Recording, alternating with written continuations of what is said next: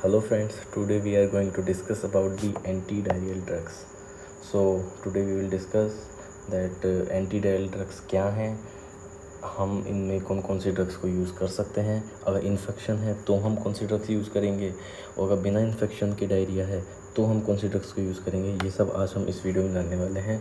और एक मेन बात, अगर आप इस वीडियो के या किसी भी वीडियो के नोट्स को ओपन करना चाहते हैं तो आप उसके लिए एक टेलीग्राम चैनल को ज्वाइन कर सकते हैं। ये टेलीग्राम चैनल है, इसको स्कैन करके आप डायरेक्टली टेलीग्राम चैनल पर ज्वाइन हो सकते हैं और वहाँ पे आपको सारी वीडियो के नोट्स अवेलेबल रहेंगे। तो चलिए शुरू करते हैं। तो अब हम बात करते हैं एंटीडायरियल ड्रग्स की। एंटीडायरियल ड्रग्स आखिर हैं क्या? ये एंटी मीन्स रोकने वाली, डायरियल मीन्स डायरिया को, और ड्रग्स मीन्स ड्रग्स। तो वो ड्रग्स जो कि डायरिया को रोक देंगी, वो दवाइयाँ जो कि डायरिया को रोकने में मदद करेंगी, तो वो हो गई एंटी डायरियल ड्रग्स। तो बात करते हैं हम एंटी डायरियल ड्रग्स में कौन कौन से ड्रग्स को दे सकते हैं।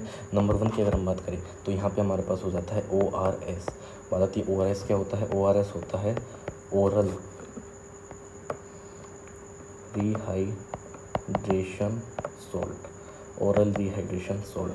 ठीक है, तो बात आती है ओरल रिहाइड्रेशन सॉल्ट, इसके कंटेंट क्या क्या होते हैं। अगर हम इसके कंटेंट की बात करें तो यहाँ पे आपको देखने को मिलेगा कि यहाँ पे आप देख सकते हैं, यहाँ पे आपको NaCl देखने को मिल सकता है।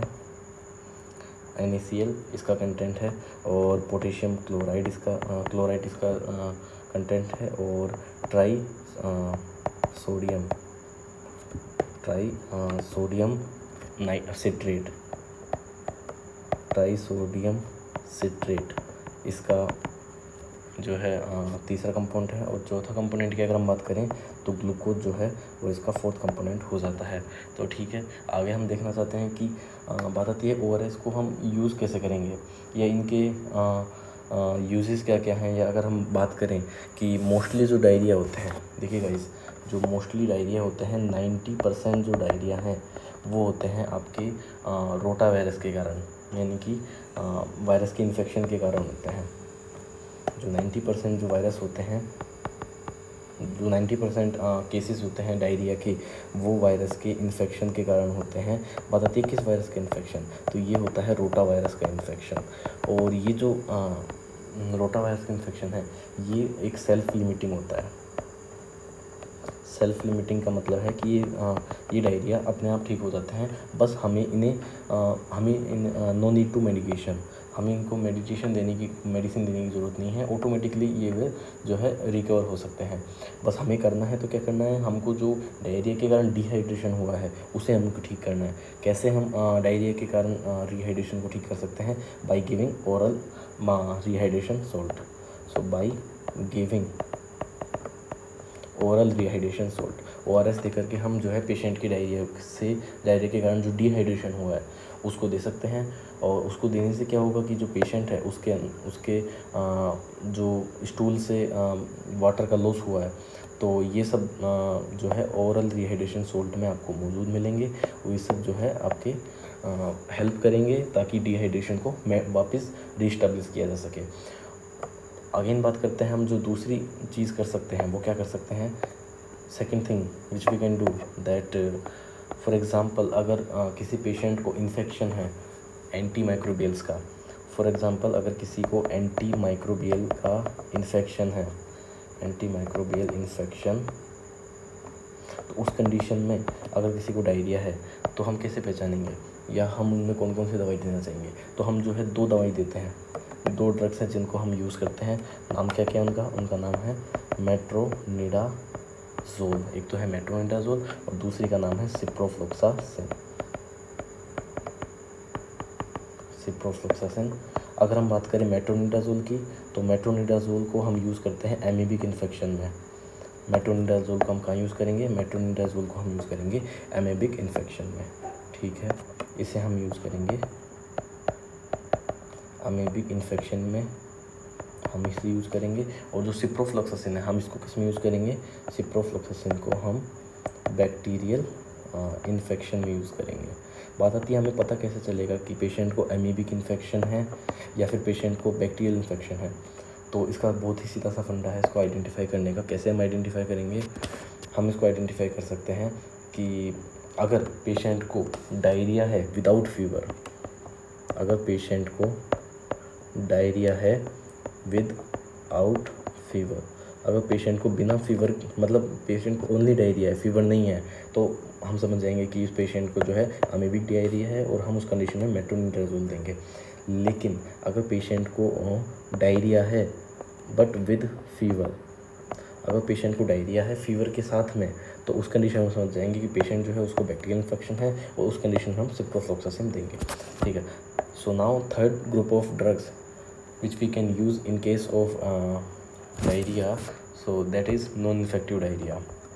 नॉन इन्फेक्टिव डायरिया जिस कंडीशन में हम कौन सी ड्रग यूज़ करते हैं, चलिए देखते हैं। तो नॉन इन्फेक्टिव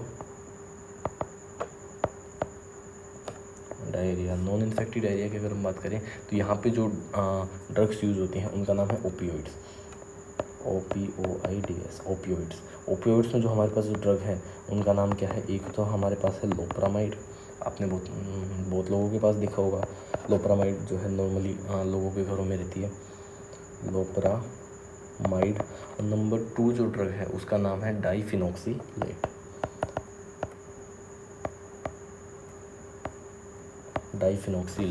ठीक है। अगर हम बात करें कि ये कैसे काम करेगी, non infective diarrhoea, in case of non infective diarrhoea हम इन 2 ड्रग्स को यूज़ करेंगे। मीन्स पेशेंट को अगर इन्फेक्शन नहीं है और डायरिया है तो आप लोपरामाइड दे दीजिए उसको। तो ये कैसे काम करेंगी, ये दोनों ही ध्यान रखिएगा, ये दोनों ही डिक्रीज़ कर देंगी इंटेस्टाइन की मोटिलिटी को, ये दोनों ही इंटेस्टाइन की मोटिलिटी को डिक्रीज़ कर देंगी और इस तरीके से डायरिया को प्रिवेंट करेंगी। ठीक है। बात आती है फोर्थ ग्रुप ऑफ ड्रग जिसको हम यूज़ कर सकते हैं और उसका नाम क्या है, उसका नाम है secretory diarrhoea. Secretory diarrhoea means secretions इतने ज़्यादा हो गए हैं जिसके कारण पेशेंट को डायरिया हो गया है। बात आती है किन कंडीशंस में पेशेंट को डायरिया हो गया है और हम कौन सी ड्रग यहाँ पे यूज़ कर सकते हैं। तो जो ड्रग का नाम है उस ड्रग का नाम है ऑक्ट्रियोटाइड। ऑक्ट्रियोटाइड वो ड्रग है जिसको हम यूज़ करते हैं फॉर डिक्रीज़ द सिक्रेशन। बात आती है सिक्रेशन इंक्रीज़ किस किस कंडीशन में हुए हैं, आपको याद रखना होगा जो सिक्रेशंस हैं वो इंक्रीज़ कर गए हैं 2 कंडीशंस में। कौन कौन सी 2 कंडीशंस हैं, नंबर 1 एक है कार्सिनोइड सिंड्रोम, जिसमें जो है आपको देखने को मिलेगा कि कार्सिनोइड सिंड्रोम में आपको देखने को मिलेगा जो सेरोटोनिन है, कार्सिनोइड सिंड्रोम में जो सेरोटोनिन है, सेरोटोनिन का हम दूसरा क्या यूज़ कर सकते हैं 5-HT जिसको सेरोटोनिन कहा जाता है। ये आपको देखने को मिलेगा इसकी जो लेवल है वो इंक्रीज़ हो जाता है। ये इंक्रीज़ होता है तो उसके कारण आपको देखने को मिलेगा जो GI मोटिलिटी है वो बढ़ जाती है और GI मोटिलिटी अगर बढ़ी तो पेशेंट को हो जाएगा डायरिया। ठीक है भैया। अगर हम बात करें दूसरे पॉइंट की कि कार्सिनोइड सिंड्रोम में हमने देख लिया कि पेशेंट को जो है सिक्रेशंस इंक्रीज़ हो जाते हैं। ठीक है, सिक्रेशंस क्या हो जाते हैं, इंक्रीज़ हो जाते हैं, इंक्रीज सिक्रेशन। ठीक है। दूसरी कंडीशन कौन सी है जिसमें आपको देखने को मिलता है, पहली कंडीशन ये हो गई। दूसरी कंडीशन की अगर हम बात करें तो दूसरी कंडीशन हो जाती है हमारे लिए नाम है उसका VIP ओमा। बताती है VIP ओमा क्या है। VIP ओमा अगर इसकी बात करें तो इसका फुल फॉर्म है वेजो एक्टिव इंटेस्टाइनल पॉलीपेप्टाइड। इसमें क्या होता है कि आपको जो पेशेंट है, पेशेंट में सिक्रेशन इतने इंक्रीज़ हो गए हैं उसके कारण जो है पेशेंट में आपको डायरिया देखने को मिलता है। तो हम कौन सी ड्रग को यूज़ करते हैं, हम यूज़ करते हैं ऑक्ट्रियोटाइड ड्रग को।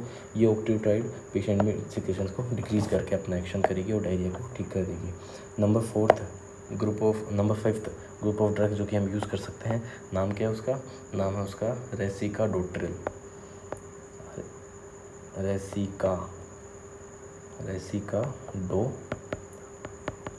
रेसिकाडोट्रिल ये कैसे काम करेगी, चलिए देखते हैं। हमारी बॉडी में अगर हम बात करें तो हमारी बॉडी में प्रेजेंट होते हैं नॉर्मली। रेसिकाडोट्रिल क्या करती है, रेसिकाडोट्रिल जो है रेसिकाडोट्रिल है ये एक एनकेफेलाइनेज इनहिबिटर है। बात आती है ये एनकेफेलाइनेज इनहिबिटर क्या है, तो चलिए देख लेते हैं। एक रिएक्शन होती है हमारी बॉडी में एंकेफेलिन्स जो कि कन्वर्ट हो जाते हैं और डिग्रेड हो जाते हैं। बताती है किसकी प्रेजेंस में इनका डिग्रेडेशन हो रहा है, तो उसका नाम क्या है, उसका नाम है यहाँ पे एंकीफेलिनेज।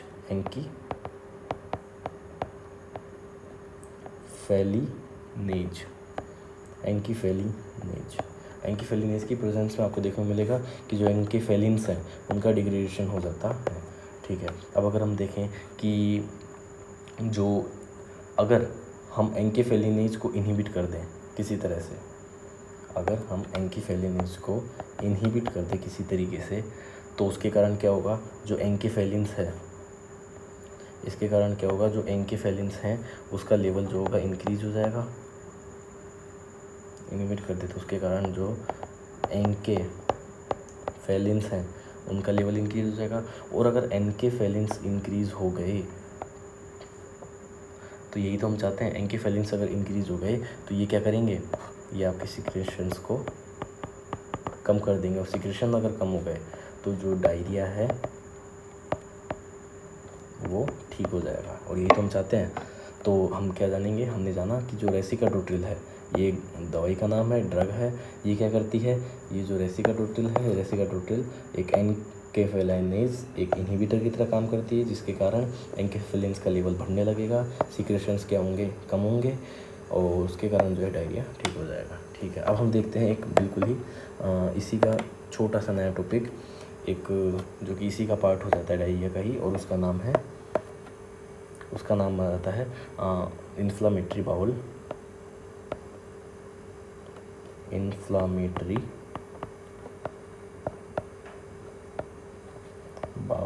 डिजीज़। इन्फ्लामेटरी बाउल डिजीज़, ठीक है, इसके बारे में जानते हैं। इसमें क्या होता है, इन्फ्लामेटरी बाउल डिजीज़, ये सबसे पहला पॉइंट जो है, ये दो तरीके की होती है। तो अगर हम बात करें, दो तरीके की है, कौन कौन सी। नंबर 1 ये होती है अल्सरेटिव कोलाइटिस।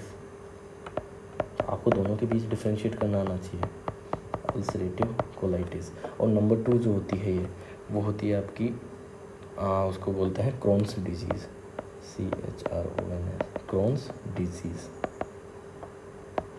ठीक है, तो इन दोनों के बारे में हम चलिए डिस्कस कर लेते हैं थोड़ा सा। अगर हम बात करें अल्सरेटिव कोलाइटिस की, तो अल्सरेटिव कोलाइटिस में आपको क्या देखने को मिलता है, अल्सरेटिव कोलाइटिस ओनली कोलोन का इन्फेक्शन, ओनली कोलोन इन्वॉल्व हो रही है इसमें, ओनली कोलोन का इन्फ्लामेशन है।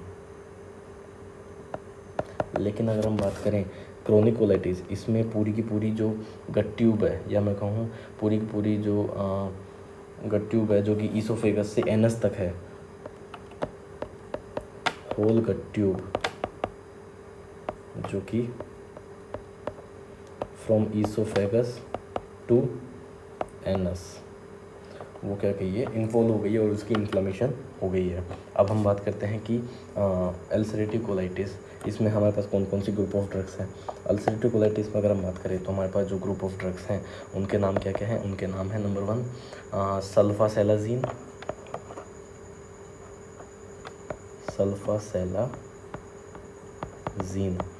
नंबर 1। नंबर 2 जो ड्रग है हमारे पास, उसका नाम क्या है, उसका नाम है ओलसेलाजीन। और नंबर 3 जो ड्रग है हमारे पास, उसका नाम है, आपके देख सकते हैं, मीसेलाजीन। बहुत ही आसान था, कोई ज़्यादा मुश्किल नहीं है। ठीक है, बात आती है अल्सरेटिव कोलाइटिस में जो हम ये तीनों ड्रग दे रहे हैं, इन तीनों ड्रग का एक ग्रुप है। बात आती है उस ग्रुप का क्या नाम है, तो उस ग्रुप के अगर नाम की बात करें तो वो है ASA डेरिवेटिव, मगर कौन सा, 5 ASA डेरिवेटिव्स हैं। तो अगर हम बात करें, ये सारे के सारे क्या हैं, ये जो सारे के सारे सल्फासेलाजीन, ओसेलाजीन और मीसेलाजीन, सल्फासेलाजीन, ओसेलाजीन और मीसेलाजीन, ये सारे के सारे जो हैं 5 ASA डेरिवेटिव हैं। ASA की फुल फॉर्म की अगर हम बात करें तो ASA की फुल फॉर्म होती है, ASA की फुल फॉर्म है अमाइनो सैलिसिलिक एसिड। ठीक है, तो ये तीनों जो है आपको 5 ASA के डेरिवेटिव देखने को मिले, और ये सब आपको देखने को मिलता है अल्सरेटिव कोलाइटिस में, जिनको हम यूज़ कर सकते हैं नंबर 1 पे। नंबर 2, फॉर एग्जांपल अगर पेशेंट 5 ASA डेरिवेटिव्स को रेस्पॉन्ड नहीं कर पा रहा है, तो उस कंडीशन में हम पेशेंट को क्या देना चाहेंगे, ध्यान रखिएगा, अगर पेशेंट इसको रेस्पॉन्स नहीं कर रहा है तो उस कंडीशन में जो ग्रुप ऑफ ड्रग देंगे उसका नाम है स्टीरॉइड्स। स्टीरॉइड्स हम देना स्टार्ट कर देंगे पेशेंट को। ठीक है, क्रोन्स डिजीज़ की बात करते हैं। क्रोन्स डिजीज़ में अगर बात करें तो सबसे पहले जो ड्रग ऑफ चॉइस हो जाती है यहाँ पे, वो हो जाती है स्टीरॉइड्स, क्योंकि पूरी की पूरी गट ट्यूब इन्वॉल्व हो गई है। अब पेशेंट अगर गट ट्यूब स्टीरॉइड्स को रेस्पॉन्स नहीं कर रहा है, जैसे हमने कहा था कि यहाँ पे पेशेंट जो है अल्सरेटिव कोलाइटिस में पेशेंट रेस्पॉन्स नहीं कर रहा था किसको, सल्फासालाजिन, ओसालाजिन, ओमिसलाजिन को, तो हमने स्टेरॉइड्स देना प्रेफर किया। तो इस कंडीशन में हम क्या करेंगे, इस कंडीशन में क्रोन्स डिजीज में जब पूरी पूरी गट ट्यूब इन्वॉल्व हो गई है, पूरी गट ट्यूब इन्वॉल्व हो गई है और गट ट्यूब के इन्वॉल्वमेंट के कारण आपको यहाँ पे देखने को मिल रहा है कि क्रोन्स डिजीज़ हो गई है, तो इस कंडीशन में जो ड्रग ऑफ चॉइस हो जाती है उसका नाम क्या है, उसका नाम है यहाँ पे क्रोन्स डिजीज़। और क्रोन्स डिजीज़ में जो ड्रग ऑफ चॉइस है हमारी स्टेरॉइड्स है। स्टेरॉइड्स के बाद में हम क्या दे सकते हैं, फॉर एग्जांपल अगर patient is not responding for steroids तो हम क्या देंगे यहाँ पे, तो हमारे पास जो है एक ट्रिक है ड्रग्स को याद करने के लिए, और उनका नाम मैं बता देता हूँ आपको। उनका नाम है ACE। ए का मतलब एडालीमूमैब, सी का मतलब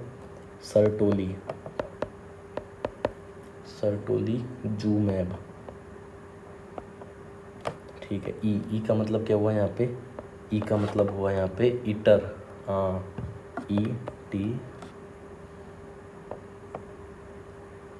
इटर्नर सेप्ट, ठीक है। उसके बाद में अगर हम बात करें इनहिबिटर, जिसका मतलब होता है इन्फ्लिक्सीमैब, और उसके बाद में आती है गोली, को से कुछ नहीं है हमारा, और फिर आ जाती है हमारी गोली से आ जाती है गोलीमूमैब, ठीक है। तो हम याद करते हैं ये हमारी ग्रुप ऑफ ड्रग्स हैं जिनको हम देख सकते हैं यहाँ पे, ठीक है। तो हमने क्या जाना, हमने जाना कि यहाँ पे अगर पेशेंट फॉर एग्जांपल हम अल्सरेटिव कोलाइटिस हमने देखा कि if patient is not responding for 5-ASC derivatives, तो हम उस कंडीशन में क्या देना चाहेंगे, अगर पेशेंट इफ़ नो रेस्पॉन्डिंग, अगर पेशेंट रेस्पॉन्ड नहीं कर रहा है तो हम क्या देंगे, तो हम स्टेरॉइड्स देंगे, ठीक है। लेकिन अगर पेशेंट रेस्पॉन्ड नहीं कर रहा है, इफ़ नो रेस्पॉन्स, अगर पेशेंट रेस्पॉन्स नहीं कर रहा है स्टेरॉइड्स के लिए क्रोन्स डिजीज़ में, तो आप ये सारी ड्रग्स दे सकते हैं जिनका ट्रिक से हमने याद किया। क्या नाम है उनका, इनका नाम है एडालीमूमैब, सर्टोलीजूमैब, इटर्नरसेप्ट, इन्फ्लिक्सीमैब और गोलीमूमैब। ट्रिक क्या है हमारी, ACE इनहिबिटर को गोली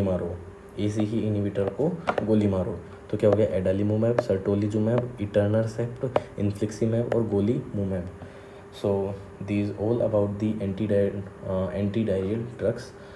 So finally हमने क्या क्या पढ़ा, हमने पढ़ा कि अगर पेशेंट को डिहाइड्रेशन हुआ है, 90% जो केसेस होते हैं जो कि रोटावायरस के इन्फेक्शन के कारण होते हैं, और ये सेल्फ लिमिटिंग होते हैं। सेल्फ लिमिटिंग मीन्स ये ऑटोमेटिकली ठीक हो जाते हैं बिना किसी मेडिसिन के। बस हमको क्या करना होता है, ओरल डिहाइड्रेशन सोल्ट देना होता है। क्यों देते हैं हम, ये इसीलिए देते हैं ओरल डिहाइड्रेशन सोल्ट, ताकि पेशेंट के जो डिहाइड्रेशन हुआ है उसको ठीक किया जा सके। उसके बाद में ओरल डिहाइड्रेशन सोल्ट जिससे हमको NaCl, KCl, ट्राइसोडियम साइट्रेट और ग्लूकोज मिल रहा है।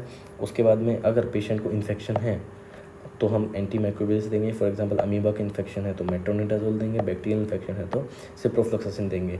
तो अगर डायरियल विदाउट फीवर है उस कंडीशन में मेट्रोनिडाजोल दे देंगे, और विद फीवर है यानी फीवर आ रहा है डायरिया के साथ में पेशेंट को, मीन हम समझ जाएंगे बैक्टीरियल इन्फेक्शन है तो हम सिप्रोफ्लोक्सासिन देंगे। नॉन इन्फेक्टिव इन्फेक्शन है ही नहीं फिर भी पेशेंट को डायरिया है तो आप पेशेंट को लोप्रामाइड दे दीजिए, डाइफेनॉक्सिलेट दे दीजिए, बट बेस्ट रहता है कि आप लोप्रामाइड दीजिए। इसके कारण इंटेस्टाइनल मोटिलिटी कम होगी और डायरिया हो जाएगा। सिक्रेटरी डायरिया में हम जो दवाई देते हैं वो ऑक्ट्रियोटाइड होती है, ये क्या सिक्रेशंस को कम करके काम करती है। ये 2 कंडीशन में होता है, कार्सिनोल सिंड्रोम और VIPoma। तो एसिकाडोट्रिल वो दवाई है जो कि एनकेफेलिन्स का लेवल को बढ़ा करके जो है डायरिया को ठीक करती है, ठीक है। उसके बाद में हमने इन्फ्लेमेटरी बाउल डिजीज़ देखी, हमने उसमें 2 केस पढ़े, अल्सरेटिव कोलाइटिस जिसमें कोलोन की इन्फ्लेमेशन हुई है ओनली, क्रोनिक डिजीज जिसमें केवल गट ट्यूब इन्फ्लेमेशन हुई है ईसोफेगस से लेकर के एनस तक, यानी कि पूरी गट ट्यूब इन्वॉल्व हो गई है। अल्सरेटिव कोलाइटिस में हम 5-ASC डेरिवेटिव्स देंगे, अगर वो रेस्पॉन्ड नहीं कर रहे हैं पेशेंट को तो आप स्टेरॉइड दे दीजिए। क्रोन्स डिजीज़ में हम सबसे पहले ही स्टेरॉइड्स देंगे क्योंकि पूरी गट ट्यूब इन्वॉल्व हो गई है। अगर स्टेरॉइड्स के लिए पेशेंट रेस्पॉन्ड नहीं कर रहा है तो आप उसको जो है AC इनहिबिटर को गोली मारो, ये वाली जो है ड्रग्स ले सकते हैं। So these were about the anti diarrhoeal drugs.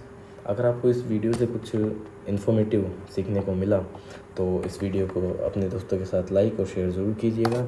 और अगर आप नोट्स के लिए देखना चाहते हैं इस वीडियो के फुल नोट्स, आपको टेलीग्राम चैनल पे मिल जाएंगे, जिसका लिंक आपको डिस्क्रिप्शन में दे रखा है, या फिर चैनल के अबाउट में जाकर के आप टेलीग्राम चैनल पे जाकर के ज्वाइन कर सकते हैं, या फिर इस QR कोड को ज्वाइन करके, इस QR कोड को स्कैन करके आप टेलीग्राम चैनल को भी ज्वाइन कर सकते हैं। सारे नोट्स वहाँ पे आपको अवेलेबल हो जाएंगे। सो अगर आपको ये वीडियो इन्फॉर्मेटिव लगी हो तो इस वीडियो को लाइक एंड शेयर ज़रूर कीजिएगा अपने दोस्तों के साथ में। तो मिलते हैं अगली वीडियो के साथ। Thank you.